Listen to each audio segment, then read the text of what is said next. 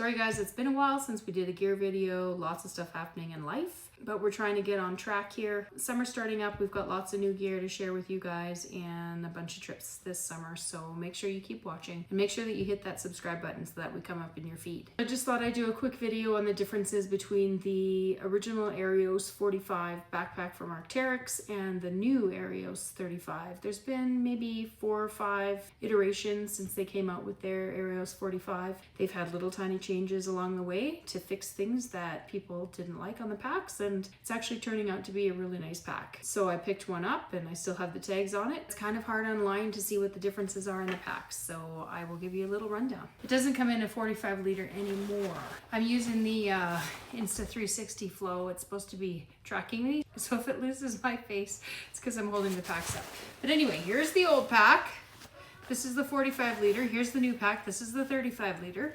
You can see obviously there's differences in color. They've had quite a few different colors in the different iterations. I think there's 4 or 5 iterations of this pack now. So I will go over the external differences first, and then I'll go over the internal differences. The differences between the original here and the new ones are, so here you see that there's zippers on the pockets, and then there's water bottle pockets up here. On the new one, there is zippers, but you can't see the zippers. They're on the side here, kind of hidden by a flap. And you can see that the water bottle pockets are a little bit different. They are a little bigger, so I think you can get bigger water bottles in there perhaps. You can see the zippers there, and the zippers are kind of hiding on this one. Also, there was always issues with this pack with the strap coming loose continuously because this cord is a little bit slippery, and they've actually fixed that on this one.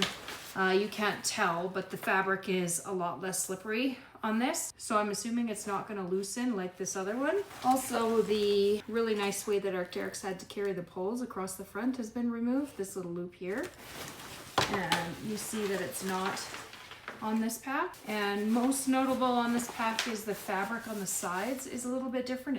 It's tinier ripstop fabric on the side, really tiny squares compared to the front ripstop, which is the bigger squares.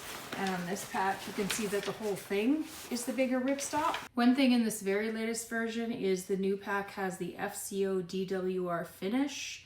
It's supposed to be a lot better for the environment. Some people say that the new finishes that are good for the environment are not as good in the rain. I'm sure there'll be improvements in the future on that. The other notable difference is the new packs have to snap at the top for the roll down closure, like this. Whereas the old packs, you could do it that way, but they also had the straps on the side. That actually makes the pack a lot lighter, not having these straps. Both packs still have the bungee cord at the front. They both got the pockets still right here.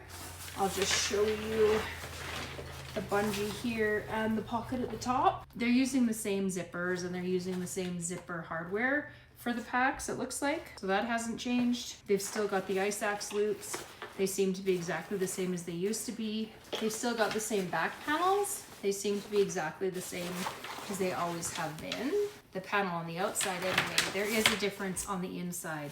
Something else to note is the belts have changed. The belts have gotten lighter, and they've also lost a pocket. So on this side, it's all just mesh and there is no pocket. I'm assuming that's because things used to fall out of the pocket on this original pack all the time, this pocket here that they had, and you can see that this belt is a lot beefier. I would assume that's because they've changed the volume from 45 to 35, so they're expecting that you're going to carry less weight. So they're all around just making the pack lighter. I think they're trying to compete against all of the ultralight packs on the market. They do have one climbing pack now that's made of Dyneema. I'm hoping that in the future they're going to change the Aerios to use the Dyneema or Ultra or Alula or something as well, but we will see. They're trying to travel along the ultralight path, but they haven't quite got there yet. Here's the pocket on the other side of the belt. Then the belt on this side has a lot more foam and a lot more girth to it as well.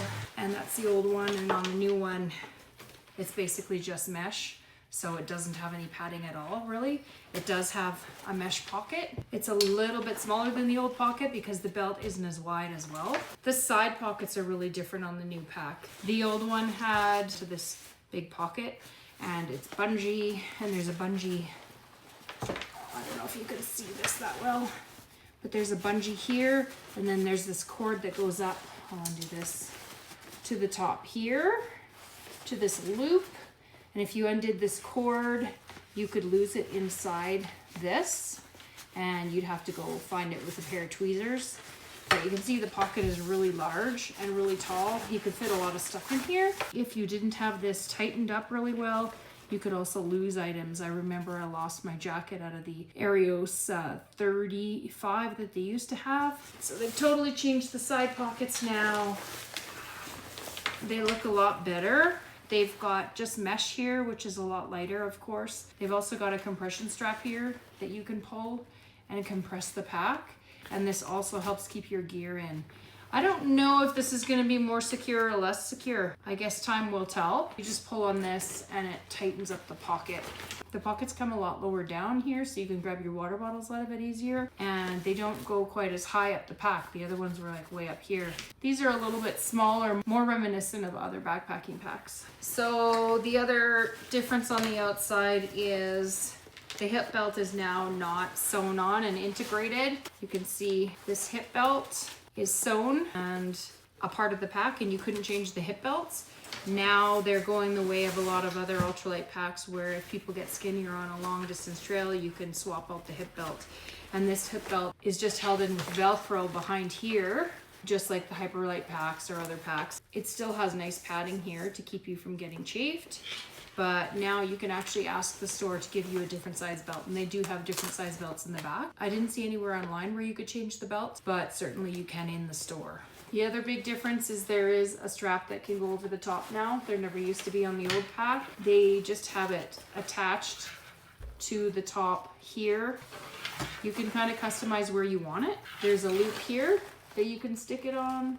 There's also a loop here at the top that it's attached to now, and it can lengthen like this somehow.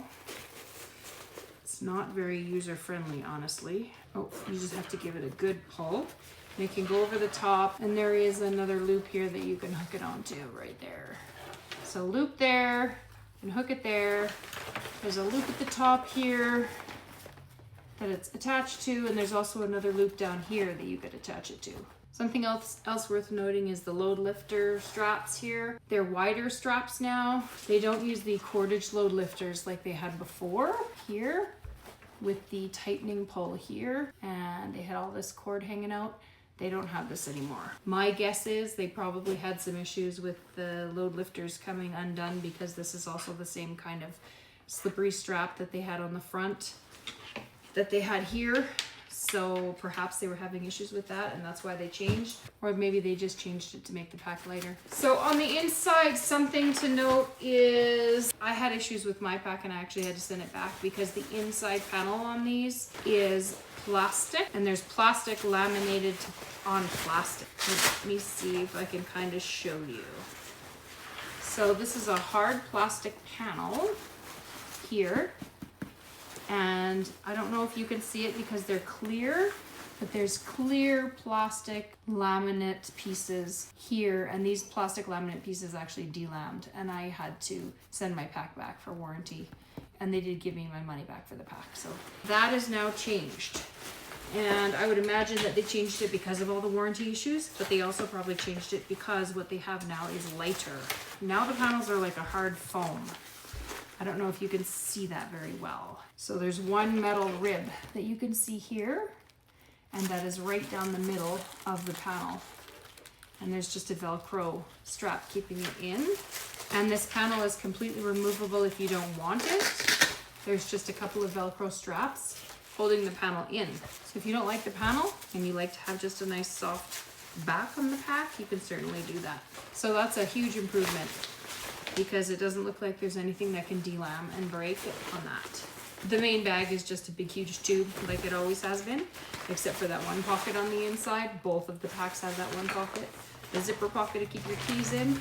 And inside the zipper pocket there is a key hook. So lots of excellent improvements on this pack.